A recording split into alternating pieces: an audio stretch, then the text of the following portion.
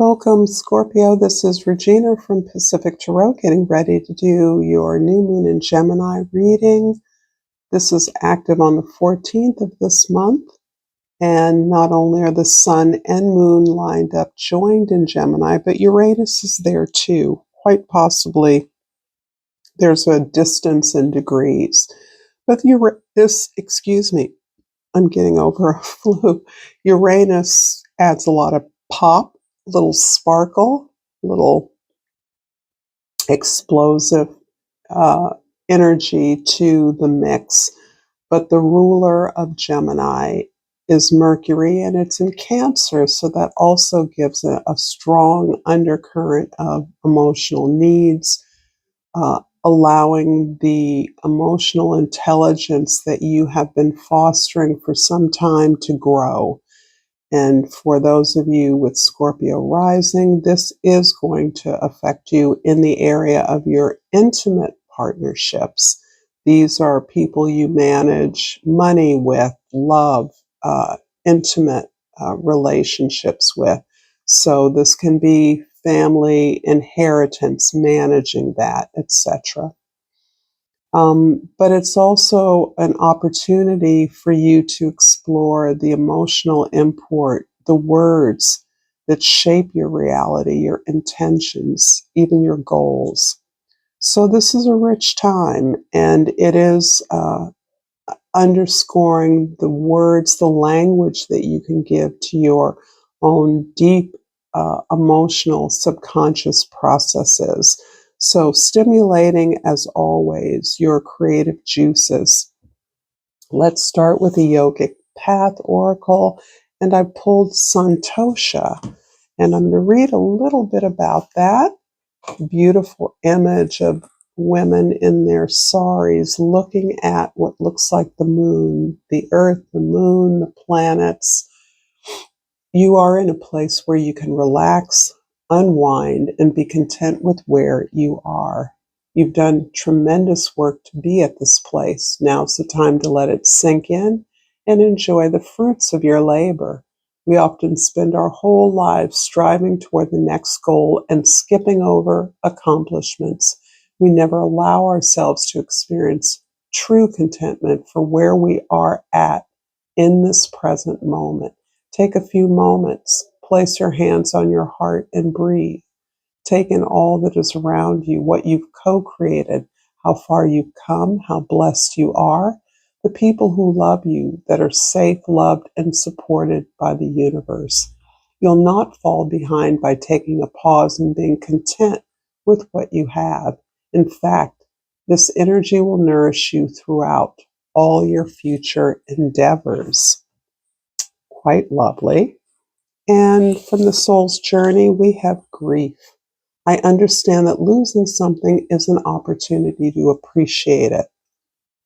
This is telling me that you are in a safe enough space to allow yourself to process some loss that you've sustained. In the world, coming and going, loss, gaining and losing, it is frequent, often, but it is quite the case that we don't always, in our rapidly paced busyness, take the time to allow loss to significantly resonate with us and to give ourselves the ritual space to mourn that. In part because the grief process can be so extensive that we can't simply stop and acknowledge or ritualize the loss appropriately in all cases. However, I do believe for many of you, the grief that you're experiencing, the loss that you are allowing yourself to experience is embedded in something that you're creating. Perhaps for some of you, you are fueled by the experience of loss, grieving, mourning, to produce something that is significant to you. So there's a lot of ways in which I believe the space to acknowledge what is no longer available to us, what no longer is included in our experience is important for you right now. This is one of your areas of activity that you are not afraid of, that you are willing to go there, and perhaps there's greater opportunity for you to ritualize loss or grief that you're experiencing. The present card for you is the Lovers. Interesting. Right away, I think about the opportunities that are available to you now to choose an appropriate partnership that really moves out of this greater, deeper connection you have with yourself. So I feel that the accomplishment of something or getting through the majority of a significant work project is allowing you to breathe a little bit, to step back, and to survey the partnerships that have assisted you in this process. How you're selecting your partners, not only through your work, but in life, may be shifting dramatically away from a kind of patterned choice that has led for some of you to um, unhappy disappointments or heartbreak, failure of some sort. This also talks about a solid partnership in your life that stands, as always, on the foundation of your ability and awareness to choose you. But there's another relationship here, and it feels familial for many of you. This can be a parent and child. This can be um, a way that we don't think of our partners in our culture in general. This is devoid of the kind of Disney baggage that often accompanies how we think of a lover, a long-term partner, even choosing someone as a long-term partner as opposed to a lover.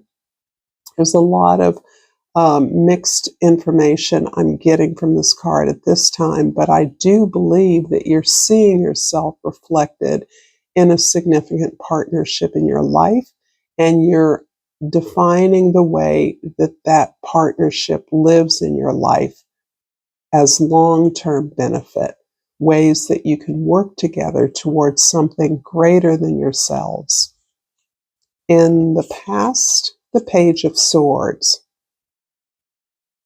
And this seems to me to be about describing the way that you now attend to your relationships and all aspects of your life, so that you perhaps are clear about your desires, but you're making much greater space for ways in which you're moving into terrain that's less familiar to you.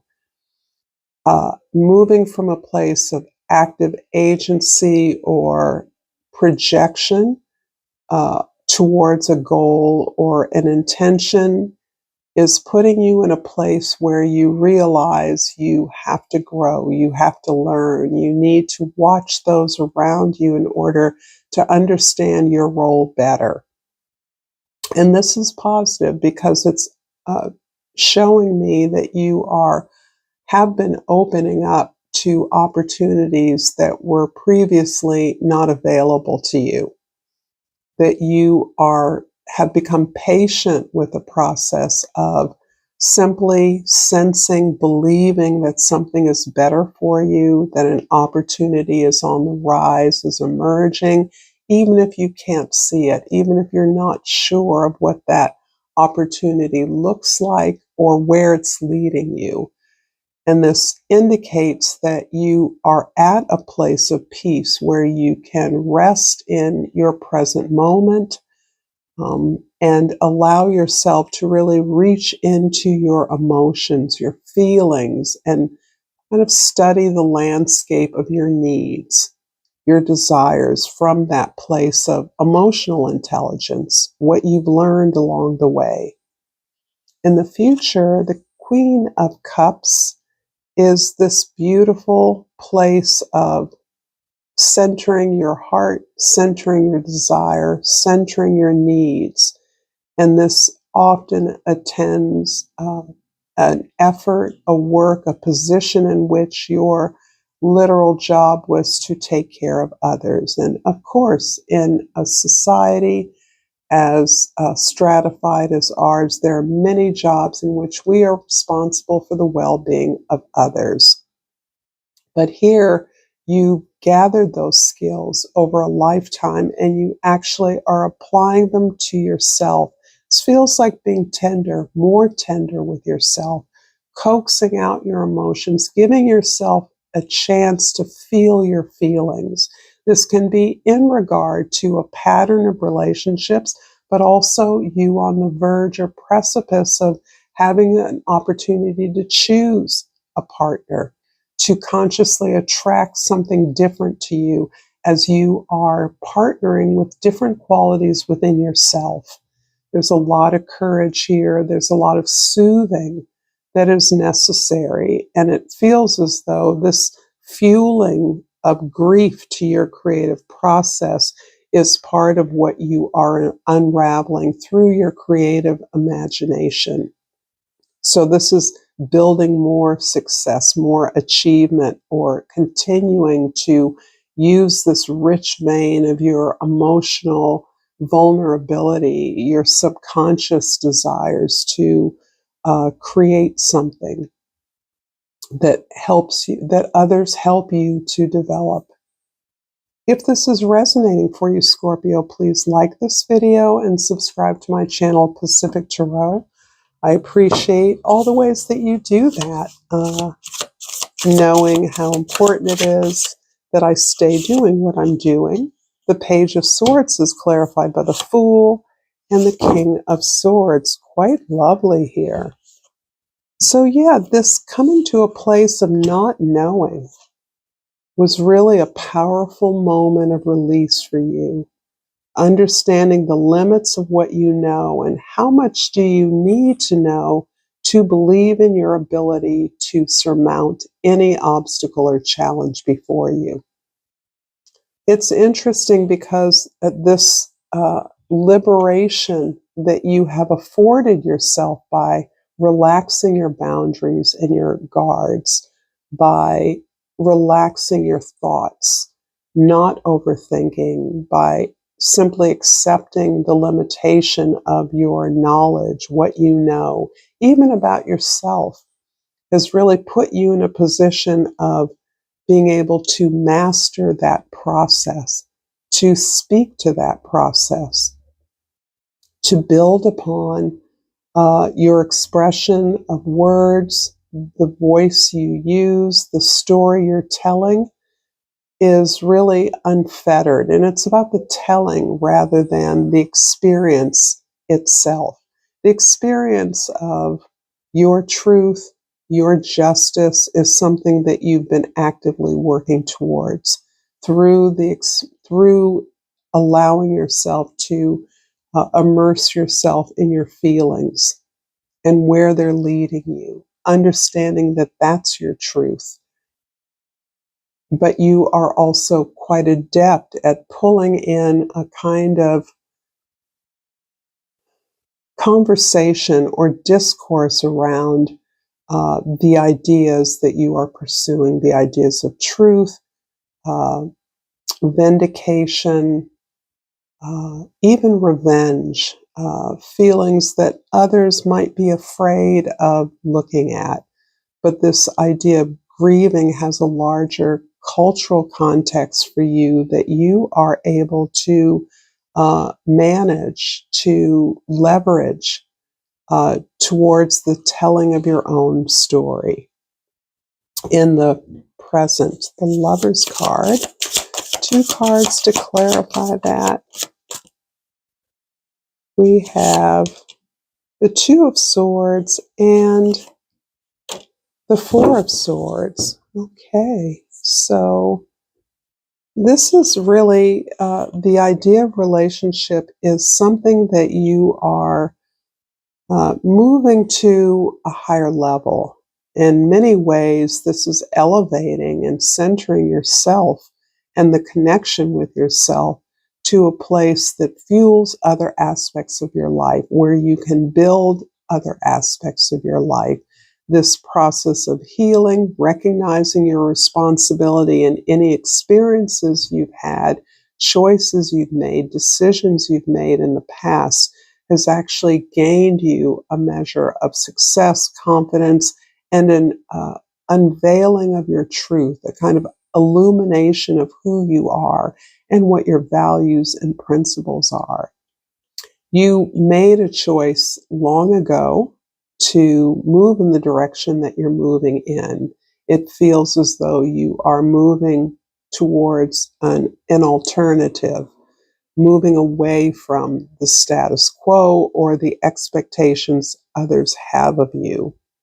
And this isn't something that you do lightly. It's something actually you're compelled to do. You don't feel that you have a choice in this expression of ideas or this statement around who you are and what you stand for. But it's also recognizing that you're creating your own rules, that your sense of truth is the only foundation that you actually need to continue to grow and create something that gives space to the grieving that you've experienced, the grieving that you're talking about, that you're sharing, the ritual of that. Perhaps this is a cultural ritual of mourning loss that you are looking at more deeply, and allowing yourself to trust in the needs and the truths of others in a way that frees you up from being concerned about those that you feel you may be leaving behind. In the future, the Queen of Cups is clarified by two cards here, the Empress, yay, and what is that? The Page of Swords again. I like this. So, clarifying the Page of Cups, these cards tell you that being productive, powerful, knowing how to get things done, creating, growing, magnifying your harvest, improving upon your voice, your story. These are things that you are learning how to do. You're in a new space with regards to yourself, your relationship to yourself, but also the way that you work with others. You are a motive force in the creation of anything that is part of a communal effort. You are empowered. You recognize that your hardworking ethic, your discipline, your effort is what helps you to explore this new landscape. It isn't that the subject matter is new for many of you, it's that the way that you see it and understand it as foundational, as an expression of the power of love. I mean, the Empress, after all, is the emblem of the natural world. This is accepting and integrating all aspects of the natural world into how things are accomplished. So this does not turn a blind eye to the violence of the natural world, the cycle of life and death, the apparent cruelty at times of that cycle, but instead recognizes that it is the teacher for you. This is the motivator, and it not only teaches you, but it also helps you to accept the reward, the attention, the recognition that you receive as a result of what your power, your ability to be creative, to produce tangible results. I'm going to pull an outcome, and the grief card in particular has been weaving through this reading in an interesting way. And I pulled the Eight of Cups, And the 10 of Cups. Interesting. Okay. Yeah. There's so much here that is about your solitary experience. Yes, it is based on selections, allies, partners that are grounded in a healthier, more productive relationship with self. But you have moved on past the familiar in your life. You've moved very far beyond that willingly. That has given you the strength to make a move, to grasp for some accomplishment or achievement that is significant to you, that puts together that final piece of contentment, of happiness, of feeling that you actually belong. And that is a goal of yours. You recognize the world community that you're a part of. This can be a literal family. It can be a chosen family or friends of loved ones.